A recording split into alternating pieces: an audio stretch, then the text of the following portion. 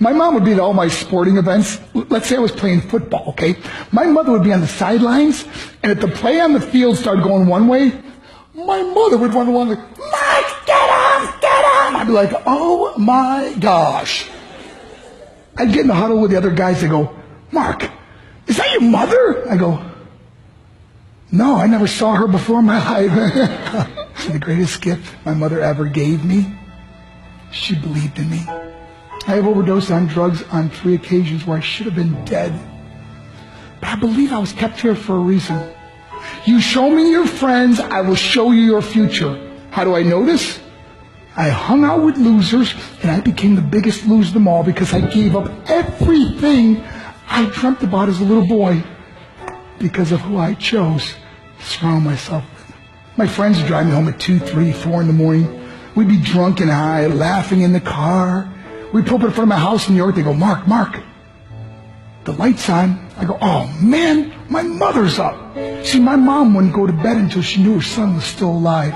I'd walk in, she'd say, hi Mark, how was your night? I go, it was good, Mom, I'm just going to go to bed. She goes, can I talk to you for a minute? I go, Mom, I'm tired, I'm just going to go to bed. She goes, Mark, I haven't seen you all day and all night. Can I please talk to you? I said, man, just leave me alone. You bug me. I'd slam my bedroom door on the one person who believed in me.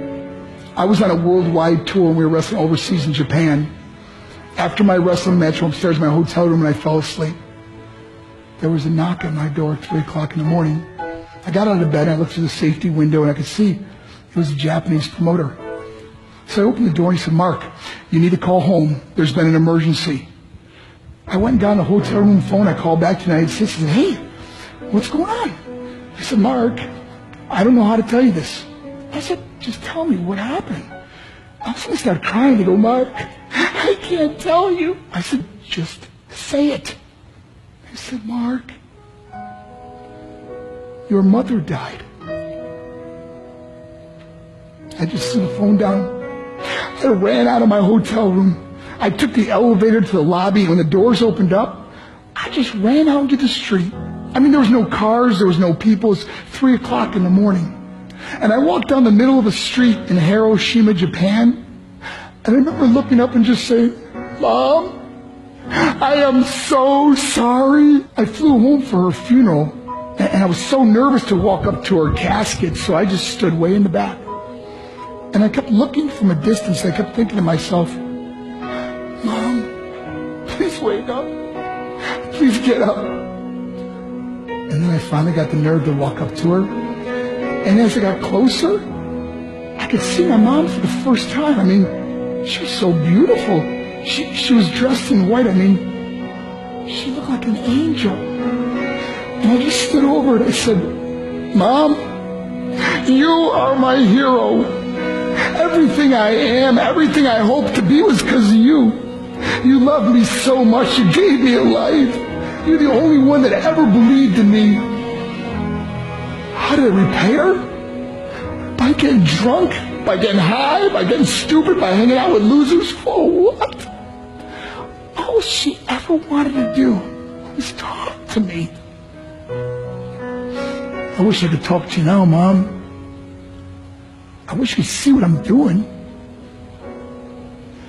Why couldn't I have been a better son? We are defined by our choices. But if you surround yourself with people involved in drugs and alcohol and pills, it's a dead end. I'm not here to preach to you. I'm here to tell you I lived that life. It leads to broken hearts, broken relationships, broken dreams, and death. For what? To get high? If you have a mother or a father, when you go home, tell them how much you love them.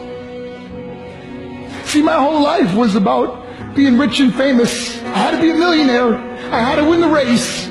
I had to win the race at the expense of my marriage, my family, my friends. For what? To be all alone in the world? I learned what is truly important, and that is how precious this gift of life is, and our families, and how quickly it can be taken away. See, I no longer live in time. I live in moments. See, it's not what's in your pocket that matters. It's what's in your heart that truly matters. Love Love is just a word until somebody comes along and gives it meaning. You're the meaning.